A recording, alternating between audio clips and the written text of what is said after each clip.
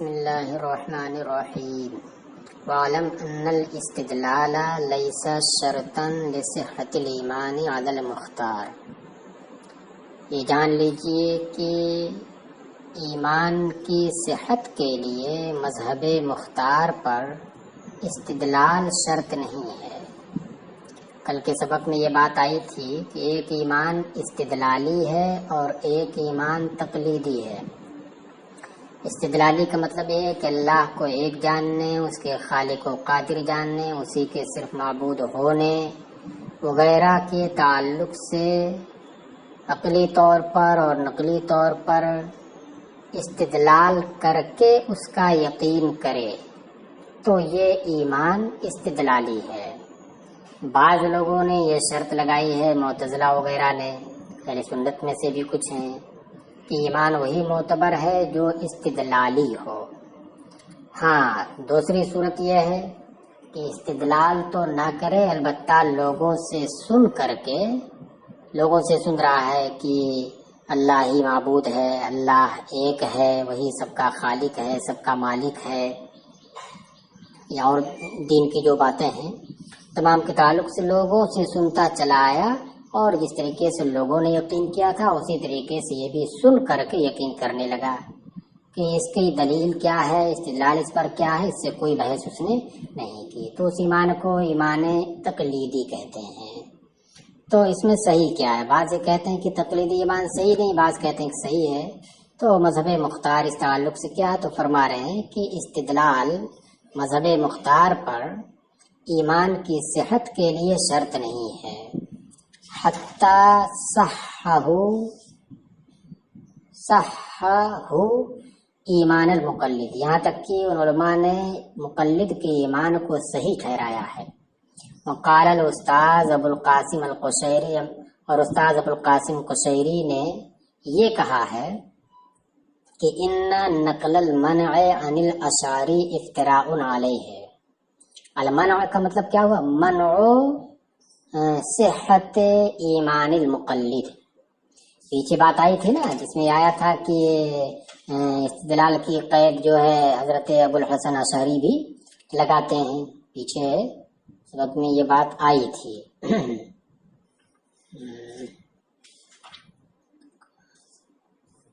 چلیے، غالباً پیچھے یہ بات گزری ہے یا پھر حاشیے میں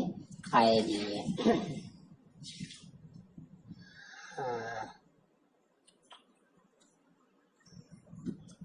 تو امام ابو القاسم قشیری کہتے ہیں کہ جو لوگوں نے مقلد کے ایمان کے نادرست ہونے کی بات امام ابو الحسن اشعری کی جانب منسوب کر دی، ان سے نقل کی ہے، تو یہ ان سے نقل کرنا یہ ان پر بہتان باندھنا ہے، انہوں نے ایسا کچھ نہیں کہا ہے۔ کیا فرما؟ ان نقل المنع عن الاشعری افتراء علیہ، اور مقلد کے ایمان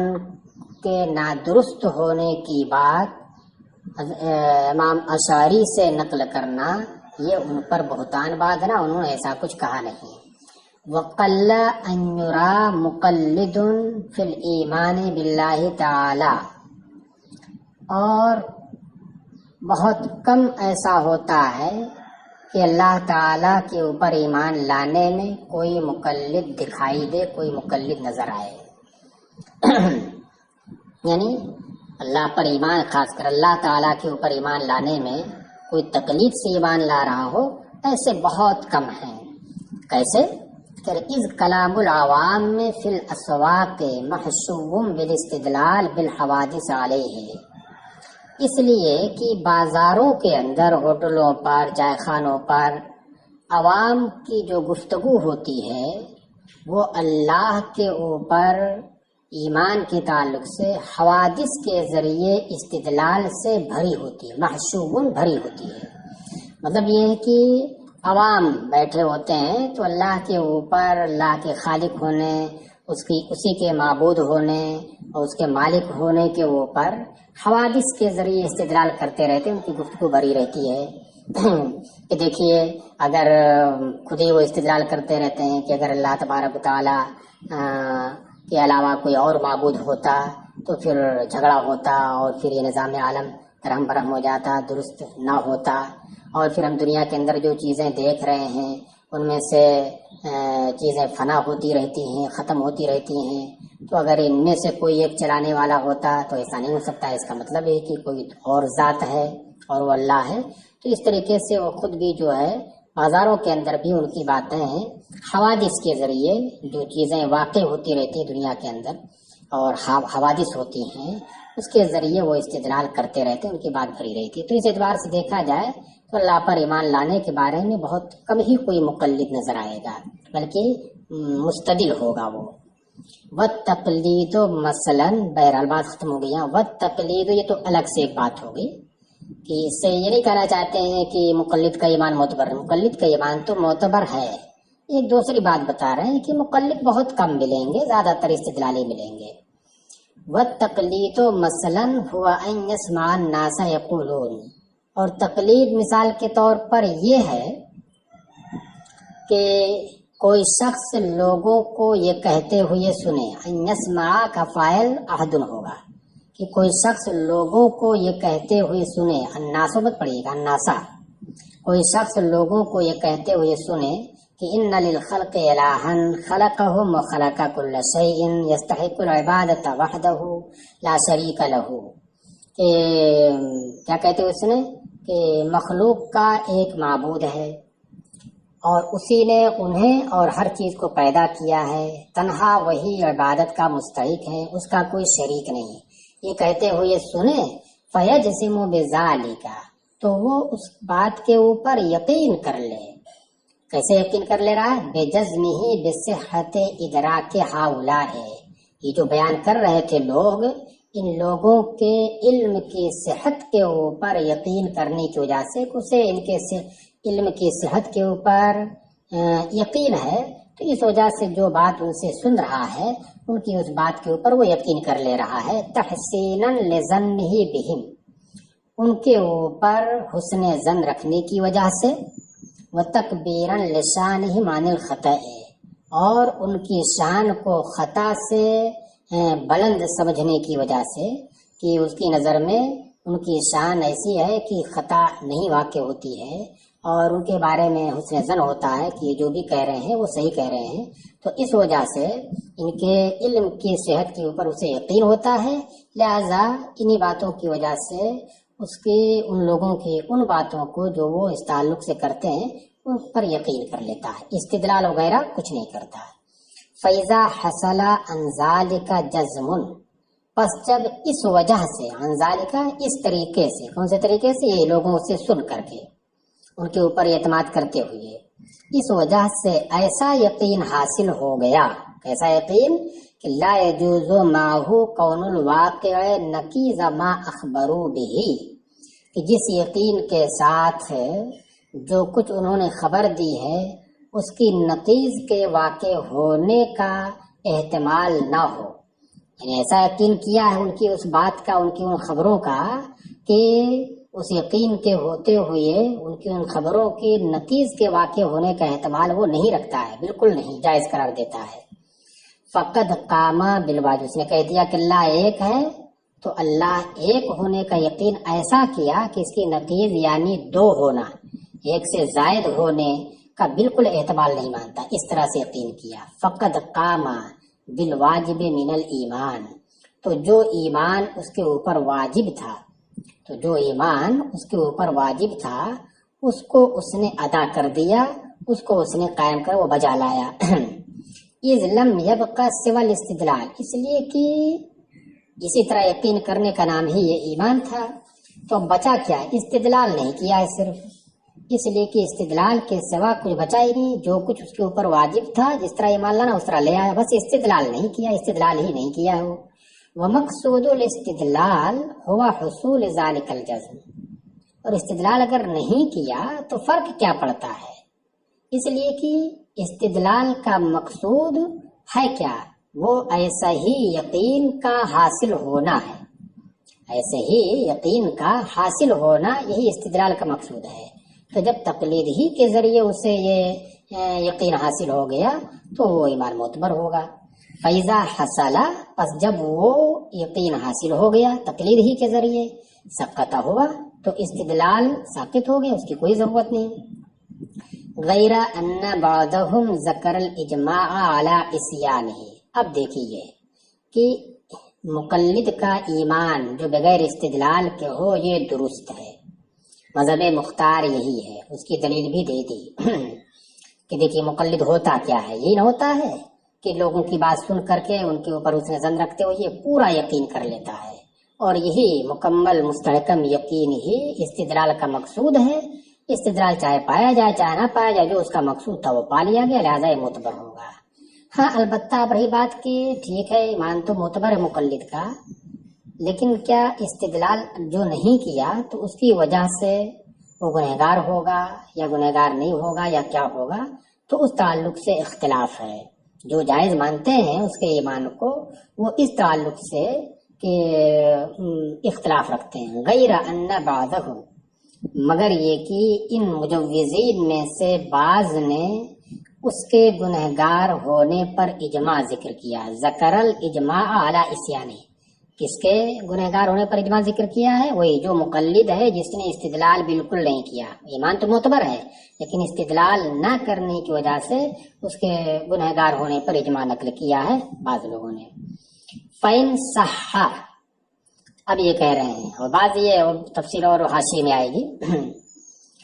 فَإِن صَحَّ، تو اگر یہ اجماع جو بعض لوگوں نے نقل کیا ہے کہ اس مقلد نے جو استدلال نہیں کیا تو ترک استدلال کی وجہ سے گنہگار ہوا، اگرچہ اس کا ایمان معتبر ہے، اس پر اجماع نقل کیا ہے، تو کہتے ہیں مصنف پس اگر یہ اجماع جو نقل کیا ہے یہ صحیح ہے، واقعی اجماع ہے اس کے گنہگار ہونے پر، تو اس کی توجیہ کر رہے ہیں کہ دیکھیے گنہگار ہونا کس وجہ سے ہوگا۔ فَبِالسَّبَبِ أَنَّ التَّقْلِيدَ عُرْضَةٌ لِعُرُوضِ التَّرَدُّدِ وَمَعْرُوضٌ لِلشُّبْهَةِ، تو وہ اس وجہ سے ہوگا گنہگار کیونکہ تقلید یہ تردد کے عارض ہونے کا نشانہ ہے، اور شبہ کے پیدا ہونے کی، شبہ کے عارض ہونے کا محل ہے۔ کیونکہ جب آپ تقلید سے کسی سے کریں گے اور استدلال خود نہیں کیے رہیں گے، بس کسی کی بات سنی اس بات کر دیا، تو بہت اس بات کا احتمال ہے کہ آگے چل کر کے اس میں استدلال پیدا ہو جائے، اس کی شخصیت پر یقین ختم ہو جائے، تو اس کی باتوں کے اوپر بھی اعتماد ختم ہو جائے۔ تو اس لیے تقلید جو ہے یہ تردد کے عارض ہونے کا نشانہ، عرضۃ النشانہ، اور شبہ کے عارض ہونے کا محل ہے، بخلاف الاستدلال، برخلاف استدلال کے۔ فَإِنَّ فِيهِ حِفْظَهُ، کیونکہ استدلال کے اندر استدلال کرنے والے کی اس شبہ سے حفاظت ہوتی ہے۔ اس پر اعلیٰ حضرت علیہ رحمہ حاشیہ زبردست لگا رہے ہیں، اس میں یہ بتائیں گے کہ ایسا کچھ نہیں ہے، اللہ جس کو محفوظ رکھے وہی محفوظ رکھ سکتا ہے، ورنہ استدلال کرنے والے بڑے بڑے استدلال کرتے کرتے وہ بہک جایا کرتے ہیں، اس کے مقابل میں جو مقلد ہوتا ہے وہی بہتر ہوتا ہے، یہ ذکر کریں گے۔ چلیے اب دیکھیے حاشیے میں آئیے، دیکھیے حاشیہ نمبر 336 کیا بتایا کہ جان لیجئے کہ استدلال ایمان کے صحیح ہونے کے لیے شرط نہیں مذہب مختار پر۔ اختلفوا فی ایمان من صدق بضروریات الدین علی جہت محض التقلید لغیرہ کآبائہ و اساتذتہ، مثلا علماء نے اس شخص کے ایمان کے بارے میں اختلاف کیا ہے جو ضروریات دین کی تصدیق کرے محض اپنے غیر کی تقلید کے طریقے پر۔ غیر کون ہے؟ جیسے کہ اپنے آبا و اجداد کی تقلید کرے، باپ دادا سے سنتا چلا آیا تو اسی پر اس نے بھی تقلید کرتے ہوئے یقین کر لیا، یا مثال کے طور پر اپنے اساتذہ کی تقلید کرے، اساتذہ سے سن کر کے اس پر یقین کر لیا، استدلال وغیرہ کی جانب توجہ نہیں دی، تو اس کے بارے ایمان کے صحیح ہونے کے بارے میں اختلاف ہے۔ فقیل لا یصح، تو ایک قول یہ ہے کہ اس کا ایمان صحیح نہیں ہے۔ نقلہ بعضهم عن الامام ابی الحسن اشعری، تو یہ بعض لوگوں نے اس کے ایمان کے صحیح نہ ہونے کو حضرت امام ابو الحسن اشعری سے نقل۔ ہاں دیکھیے یہ چیز ہے حاشیے میں، اسی کو بھی آپ نے متن میں پڑھا نہیں ہے کہ ابو الحسن اشعری کی سے نقل کرنا اس کے ایمان کے غیر معتبر ہونے کو یہ افترا کرنا، ایسا کچھ انہوں نے نہیں کہا ہے، لیکن بعض لوگوں نے نقل کیا جسے اعلیٰ حضرت لکھ رہے ہیں۔ بعض لوگوں نے اس کے ایمان کے صحیح نہ ہونے کی بات امام ابو الحسن اشعری، قاضی ابو بکر باقلانی، استاد ابو اسحاق اسفرائینی اور امام الحرمین یہ علامہ جوینی ہے، ابو المعالی عبد الملک بن عبداللہ جوینی، یہ امام الحرمین کے لقب سے ہیں۔ یہ سن 478 ہجری میں ان کی وفات ہے۔ علم فقہ اور علم عقائد میں یہ مشہور ہوئے ہیں۔ علم عقائد میں ان کی کتاب لمع الادلہ ہے، ان سے نقل کیا ہے کہ یہ تمام لوگ کیا کہتے ہیں کہ اس کا ایمان معتبر نہیں ہے۔ وَعَزَاهُ إِلَى الْجُمْهُورِ، اتنا ہی نہیں بلکہ بعض لوگوں نے اس قول کو جمہور کی جانب نقل کر دیا ہے کہ اکثر علماء اس بات کے قائل ہیں۔ اتنا ہی نہیں بل بالغ بعضهم، بلکہ بعض لوگوں نے تو اتنا مبالغہ کر دیا کہ فحکا علیہ الاجماع، کہ اس بات کے اوپر اجماع نقل کر دیا۔ وعزاہ ابن القصار للامام مالک، اور ابن قصار نے امام مالک کی جانب اس کی نسبت کر دی کہ امام مالک بھی اسی کے قائل ہیں کہ اس کا ایمان معتبر نہیں ہے۔ یہ تو رہی بات۔ اب اعلیٰ حضرت اس کو ثابت کریں گے کہ ایسا نہیں ہے بلکہ اس کا ایمان معتبر ہے۔ سنیے، دیکھیے، وقال الامام القرطبی المالکی، امام مالک کی جانب منسوب کیا ہے تو امام قرطبی مالکی ہیں، ان کی بات سنیے۔ امام قرطبی مالکی نے شرح صحیح مسلم میں فرمایا، الذی علیہ ائمۃ الفتوی وبہم یقتدی کمالک وشافعی وابی حنیفہ واحمد بن حنبل وغیرہم من ائمۃ السلف رضی اللہ تعالی عنہم، ان اول الواجبات، یہ خبر ہے، علی کل مکلف الایمان التصدیقی الجزمی الذي لا ريب معه بالله تعالى ورسله وكتبه وما جاءت به الرسل عليهم الصلاة والسلام على ما تقرر في حديث جبريل عليه الصلاة والسلام۔ بہت لمبا جملہ ہے، اس کو غور سے سنیے گا۔ دیکھیے کیا کہا انہوں نے، امام قرطبی مالکی نے شرح صحیح مسلم میں، وہ مذہب جس کے اوپر ائمہ فتویٰ ہیں اور جن کی تقلید کی جاتی ہے، جیسے امام مالک، شافعی، ابو حنیفہ، احمد بن حنبل وغیرہ جو ائمہ سلف میں سے ہیں، وہ مذہب یہ ہے، کیا ہے کہ ان اول الواجبات، کی ہر مکلف کے اوپر سب سے پہلا واجب، ہر مکلف کے اوپر سب سے پہلا واجب، جو اس کے واجبات بہت ساری چیزیں لیکن ان میں سب سے پہلے جو واجب وہ ایمان ہے، تو سب سے پہلا واجب وہ اللہ و رسول، دیکھیے الایمان آ رہا ہے نا، تو الایمان سے متعلق ہے اس کے بعد والی سطر جو شروع ہو رہی باللہ تعالی و رسول، اس پر نشان لگا لیجیے، الایمان پر صاد لکھ دیجیے اور باللہ کے اوپر صاد لکھ دیجیے، تو پتہ چل جائے گا کہ الایمان سے یہ متعلق ہے۔ سیدھے ترجمہ کیجیے، ہر مکلف کے اوپر سب سے پہلا واجب اللہ تعالیٰ، اس کے رسولوں، اس کی کتابوں اور جو کچھ رسول اعظام علیہم الصلاۃ والسلام لے کر کے آئے، علی ما تقرر فی حدیث جبریل علیہ الصلاۃ والسلام، جیسا کہ حدیث جبریل علیہ الصلاۃ والسلام میں ثابت ہو چکا، وہی کیا نام ہے جو لے کر کے آئے، زکوٰۃ ہے، روزہ ہے، حج ہے، نماز وغیرہ کا ذکر اس میں آیا ہے۔ تو ان تمام کے اوپر ایسا ایمان لانا ہے، پہلا واجب کیا ہے، اللہ، رسول، فرشتے وغیرہ وغیرہ کے اوپر ایسا ایمان لانا ہے جو تصدیقی ہو اور یقینی ہو، ایسا ایمان جو تصدیقی ہو اور یقینی ہو، ایسا یقینی کہ الذی لا ریب معہ، کہ جس یقین کے ساتھ کوئی شک نہ ہو، بالکل 100% یقین ہو۔ دوسرا پہلو جو مفہوم مخالف ہے، جانب مخالف، اس کا ذرا بھی احتمال نہ ہو تو کہا جائے گا لا ریب فیہ ہے۔ سب سے پہلا واجب کیا ہوا کہ اللہ کے اوپر، اس کے رسول، اس کی کتابوں اور تمام جو انبیاء لائے ہیں ان تمام کے اوپر، جیسا کہ حدیث جبریل میں ثابت ہوا ہے، ان تمام کے اوپر ایسا ایمان جو تصدیقی ہو اور ایسا یقینی ہو کہ جس کے ساتھ کوئی شک نہ ہو، یہ سب سے پہلا واجب ہے۔ کیف ما حصل ذلک الایمان، کیا کہہ رہے ہیں کہ وہ ایمان جیسے بھی حاصل ہو، وَبِأَيِّ طَرِيقٍ إِلَيْهِ تَوَسَّلَ، اور وہ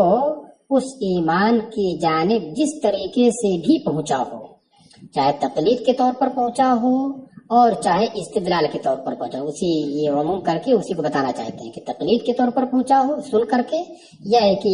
استدلال کر کے پہنچا ہو، جیسے بھی ہو، بس یہ ہونا چاہیے، سب سے پہلا واجب یہ ہے۔ وَأَمَّا النُّطْقُ بِاللِّسَانِ فَمُظْهِرٌ لِمَا اسْتَقَرَّ فِي الْقَلْبِ، اور رہا زبان سے اقرار کرنا تو یہ تو اس چیز کو ظاہر کرنے والا ہے جو دل کے اندر بیٹھا ہوا ہے، مستقر ہے۔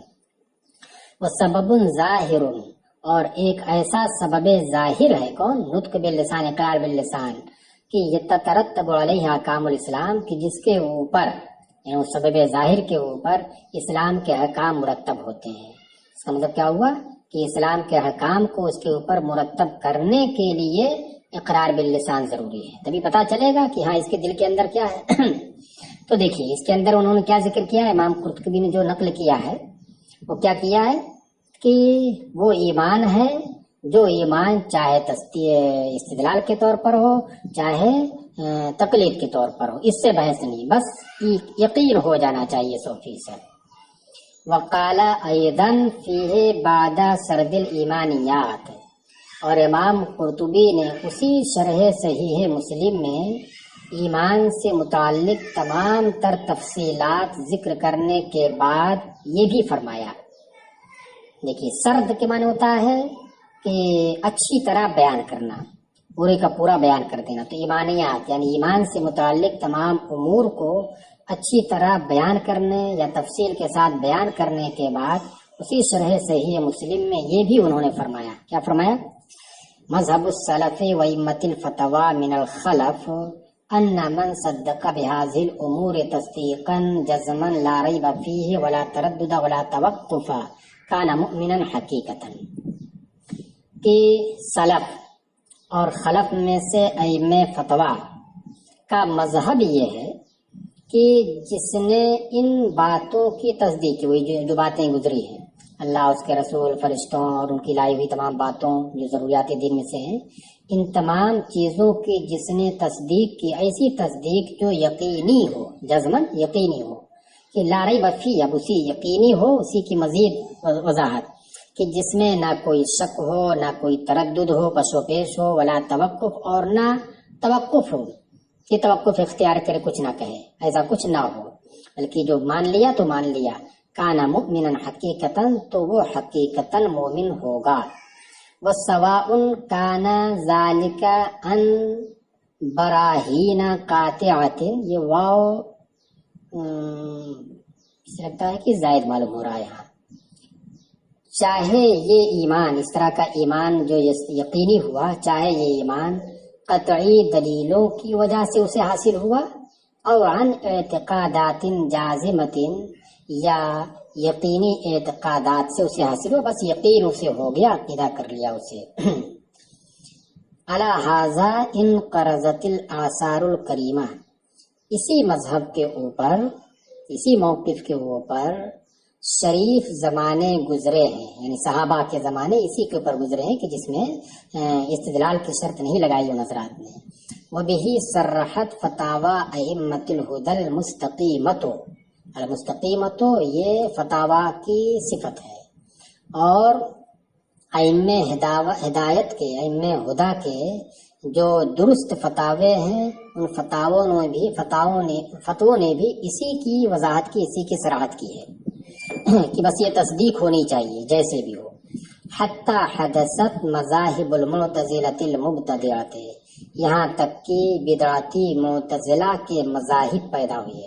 معتزلہ میں بھی مختلف فرقے ہیں نا، مذاہب پیدا ہوئے۔ فقالوا، تو ان لوگوں نے یہ قول کیا کہ انہ لا یصح الایمان الشرعی الا بعد الاحاطۃ بالبراہین العقلیہ والسمعیہ، کہ ایمان شرعی صحیح نہیں ہے مگر عقلی اور نقلی، سمعی نقلی احادیث قرآن، عقلی اور نقلی دلیلوں کے احاطے کے بعد، وحصول العلم بنتائجها ومطالبها، اور ان دلائل کے نتائج اور ان کے مطالب کا علم حاصل ہو جانے کے بعد، کہ دلائل کا احاطہ ہو اور پھر ان دلائل کے ذریعے جو مدلول ثابت ہو رہا ہے ان کا علم حاصل ہو، اب اس کے بعد اس کا یقین کرے، تب وہ ایمان شرعی معتبر ہوگا۔ یہ معتزلہ نے کہا وَمَن لَمْ يَحْصُلْ إِيمَانُهُ كَذَلِكَ فَلَيْسَ بِمُؤْمِنٍ، اور جس کا ایمان اس طرح سے حاصل نہ ہو تو وہ مومن نہیں ہے، یہ معتزلہ نے کہا۔ وَاتَّبِعَهُمْ عَلَى ذَلِكَ جَمَاعَةٌ مِّن مُتَكَلِّمِي أَصْحَابِنَا، اور ہمارے متکلمین اصحاب کی ایک جماعت بھی اس کے اوپر ان کی پیروی نے اس کے اوپر ان کی پیروی کی ہے، یعنی وہ بھی اس بات کو مانتے ہیں، وہی انہی کا نام آئے گا جو جس کا ذکر پیچھے ہوگا۔ کلا قاضی ابی بکر و ابی اسحاق الاسفرائینی و ابی المعالی، دیکھیں ابو المعالی آیا نا، نکل پیچھے بتایا تھا، یہ کون ہے ابو المعالی؟ وہی جن کو امام الحرمین کہتے ہیں، ابو المعالی عبد الملک بن عبداللہ الجوینی، اور ابو المعالی اپنے دو قولوں میں سے پہلے قول، یعنی ان کا دو قول ہے جن میں پہلا قول یہ تھا اور بعد کا قول وہ ہے جو حق ہے۔ والاول، تو دو مذہب ہو گئے نا، ایک مذہب یہ ہو گیا کہ اس میں استدلال کی کوئی ضرورت نہیں جس کو پہلے ذکر کیا، دوسرا مذہب یہ ہو گیا جو معتزلہ نے پیدا کیا اور جس کی موافقت بعض اہل سنت کے علماء نے بھی کی، یہ دوسرا موقف ہو گیا، دوسرا مذہب۔ کہہ رہا والاول هو الصحیح، اور پہلا مذہب جو پہلے ہم نے بیان کیا وہی صحیح ہے، وہی معتبر ہے۔ دلائل سنیے آپ، دیکھیے، اذ المطلوب من المکلفین ما یقال علیہ ایمان، اس لیے کہ مکلفین سے مطلوب وہ چیز ہے کہ جس پر ایمان بولا جائے، جس کو ایمان کہتے ہیں، جس پر ایمان کا اطلاق ہو رہا ہو، وہی ان سے مطلوب ہے نا، کہ اس کے علاوہ دوسرا مطلوب ہے، استدلال بھی مطلوب ہے نہیں، جس پر ایمان بولا جائے وہی مطلوب ہے مکلفین سے۔ والایمان هو التصدیق لغتا و شرعا، اور ایمان ہے کیا؟ لغت اور شرع دونوں کے اعتبار سے تصدیق کرنا ہے، اس میں استدلال وغیرہ کچھ نہیں ہے۔ فمن صدق بذالک کلی، تو جس نے ان تمام باتوں کی تصدیق کر لی اور ایسی تصدیق کی، ولم یجوز نقیض شیء من ذالک، اور ان میں سے کسی چیز کی نقیض کو جائز نہیں ٹھہرایا، فقد عمل بمقتضى ما امرہ اللہ تعالی به علی نحو ما امرہ اللہ تعالی، تو اس نے اللہ نے جو حکم دیا تھا اسے، جس کا مکلف بنایا تھا، اس کے مقتضا پر اس نے اسی طریقے پر عمل کیا جس طریقے پر اللہ نے اسے حکم دیا تھا۔ کیا حکم دیا تھا؟ یقین کر لینا، کیا کر لینا؟ مخصوص باتوں کا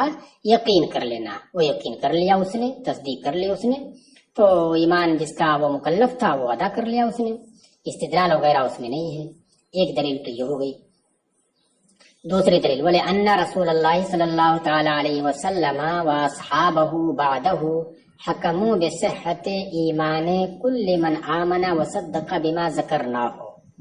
اور اس لیے بھی کہ اللہ کے رسول صلی اللہ علیہ وسلم اور آپ کے بعد آپ کے صحابہ نے ہر اس شخص کے ایمان کے صحیح ہونے کا حکم دیا جس نے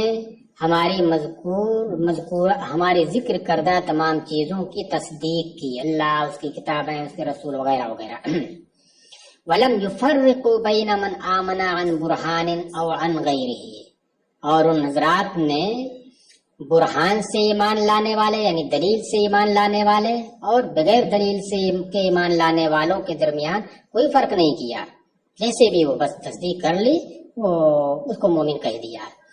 چلیے دوسری دلیل ہو گئی، تیسری سنیے، وَلِأَنَّهُمْ لَمْ يَأْمُرُوا أَجْلَافَ الْعَرَبِ بِتَزَيُّدِ النَّظَرِ، اور اس لیے بھی اجلاف جلف کی جمع جس کے معنی اکھڑ، اجڑ، بیوقوف، تو عرب کے لوگ کتنے اجڑ تھے، ماحول اچھا نہیں تھا، بڑے اجڑ قسم کے لوگ تھے، تو صحابہ نے ان جو جڈ قسم کے لوگ تھے ان کے ایمان کے لیے انہیں اس بات کا حکم نہیں دیا کہ نہیں غور و فکر کرو، دلائل کے بارے میں نظر و فکر کرو، استدلال کرو، جب تمہارا ایمان ہم مانیں گے، نہیں، آئے اور بتا دیا، کہو اللہ ایک ہے، گواہی دے دی کہ ہاں اللہ ایک ہے، مان لیا، بالکل اس بات کا مکلف نہیں بنایا انہیں کہ نہیں تم غور و فکر کرو، دلیل سے اس بات کو جانو، دلیل بھی اس کی ذکر کرو، ایسا کچھ نہیں کہا، اور ان کا اعتبار ایمان معتبر مان لیا۔ اور اس وجہ سے بھی کہ ان صحابہ نے عرب کے اجڑ قسم کے لوگوں کو حکم نہیں دیا مزید نظر و فکر کرنے کا، تزید تکلف کے ساتھ نظر و فکر کو مزید نظر و فکر کرنا یعنی صرف تصدیق کرنے کے علاوہ مزید کیا کرنا، نظر و فکر کرنے کا حکم انہیں نہیں دیا۔ ولا سألوہم عن ادلۃ تصدیقہم، اور نہ ان سے ان کی تصدیق کی دلیلوں کے بارے میں پوچھا کہ تم اللہ کو ایک مانتے ہو، بتاؤ کیسے مانتے ہو؟ کچھ نہیں، بس ایک مانتے ہیں، ایمان مان لیا ان کا۔ ولا ارجوا ایمانہم حتی ینظروا، اور نہ ان کا ارجان مؤخر کرنا، اور نہ ان کے ایمان کو نظر و فکر کرنے تک مؤخر کیا کہ نہیں جب تک نظر و فکر نہیں کرو گے ہم نہیں مانیں گے، ایسا کچھ نہیں کیا۔ وتحاشوا عن اطلاق الکفر علی احد منہم، اور ان میں سے کسی کے اوپر کفر کا اطلاق کرنے سے پرہیز کیا اور وہ دور رہے۔ بل سموہم المؤمنین والمسلمین، اطلاق کفر تو دور کی بات ہے، بلکہ انہوں نے ان کا نام مومنین اور مسلمین رکھا۔ تیسری دلیل، چوتھی سنیے، وَلِأَنَّ الْبَرَاهِينَ الَّتِي حَرَّرَهَا الْمُتَكَلِّمُونَ، اور اس لیے بھی استدلال کی شرط نہیں ہونی چاہیے کیونکہ وہ دلائل کہ جن کو متکلمین نے تحریر کیا ہے، وَرَتَّبَهَا الْجَدْلِيُّونَ، اور اہل مناظرہ نے، جدلیوں نے جس کو مرتب کیا ہے، انما احدثها المتاخرون،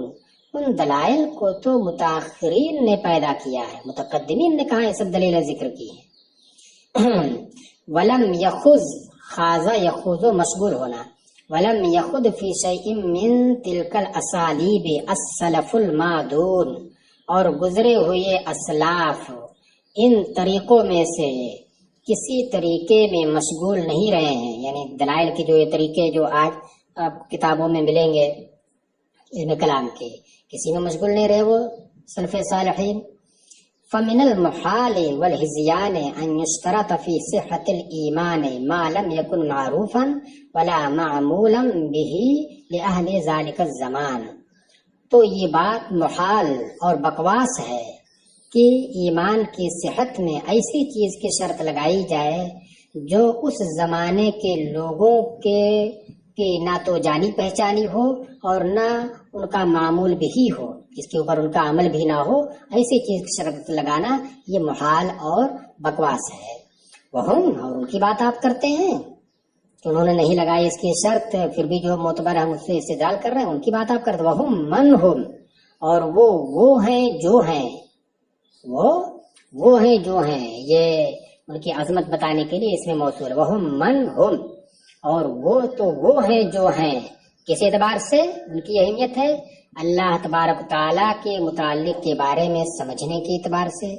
واخذن عن رسول اللہ صلی اللہ، یہ دیکھیے چھوٹا ہوا لکھ لیجئے گا، اور رسول اللہ صلی اللہ تعالی علیہ وسلم سے علم حاصل کرنے کے اعتبار سے۔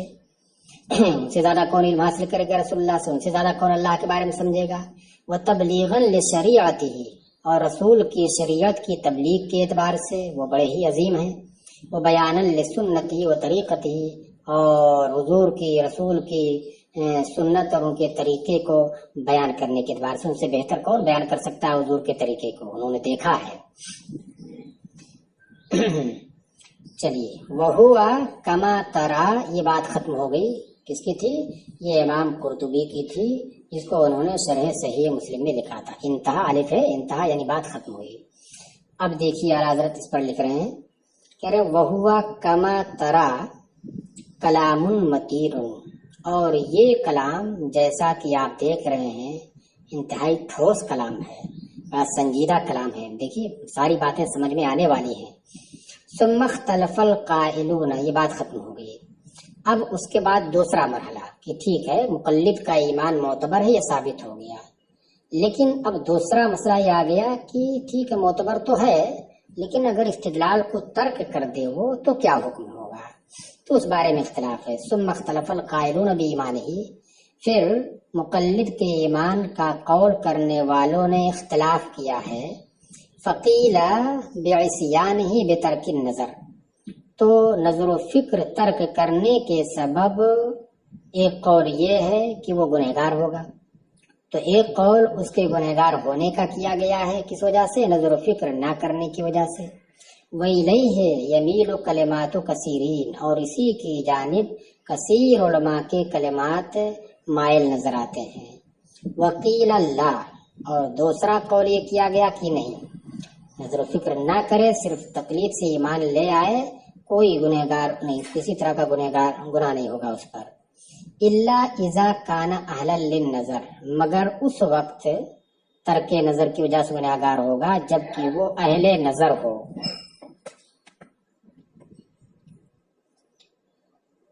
وقیل بل لا یجب اصلا، اور تیسرا قول یہ کیا گیا کہ بلکہ سرے سے واجب نہیں ہے، یعنی چاہے اہل نظر سے ہو یا اہل نظر سے نہ ہو، سرے سے اس کے اوپر نظر و فکر کرنا واجب نہیں ہے۔ وَإِنَّمَا هُوَ مِن شُرُوطِ الْكَمَالِ فقط، اور یہ زیادہ سے زیادہ کمال کے شرائط میں سے ہے صرف، اور اس کے علاوہ نہیں۔ کہ اگر نظر و فکر کرے تو یہ بہتر ہے اور ایمان کے اندر کمال پیدا ہوگا۔ اور وَاخْتَارَهُ الشیخ العارف باللہ تعالی سیدی ابن ابی جمرہ والامام الاجل القشیری وابن رشد المالکی والامام حجت الاسلام محمد الغزالی وجماعت، اور اس کو شیخ عارف باللہ سیدی ابن ابی جمرہ اور امام اجل قشیری، امام رشد ابن رشد مالکی، امام حجت الاسلام امام غزالی و جماعت، اور ایک جماعت نے اختیار کیا ہے اور مختار کہا ہے۔ وَهُوَ قَضِيَّةُ مَا قَدَّمْنَا عَنِ الْقُرْطُبِي، اور یہ اس کا مقتضا ہے، یہ بات جو ہم نے ذکر کی یہ اسی کا مقتضا ہے، اسی کے تقاضے کے مطابق ہے جو ہم امام قرطبی سے پہلے نقل کر چکے ہیں۔ پیچھے انہوں نے بیان کیا ہے نا، تو اس میں جو ہم نقل کر چکے ہیں یہ تو اتنی بات یہ ہم نے ذکر کی، یہ اسی کا مقتضا ہے۔ حاذا ہے خذ حاذا، اسے آپ یاد کر لیجئے، اسے اختیار کر لیجئے۔